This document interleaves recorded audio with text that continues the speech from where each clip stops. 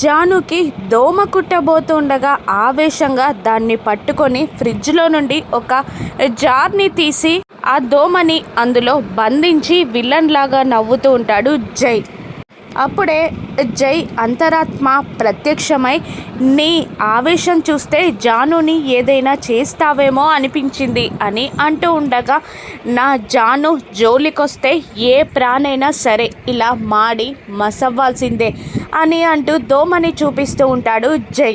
ఇంతలోనే మరొక అంతరాత్మ ప్రత్యక్షమై, మరి ఆ విశ్వాన్ని ఎలా వదిలిపెట్టావు? విశ్వాన్ని నీ ఇంటికి పిలిపించి అంత ఫ్రెండ్లీగా ఉంటే వాడిని ఎందుకు వదిలిపెట్టావు?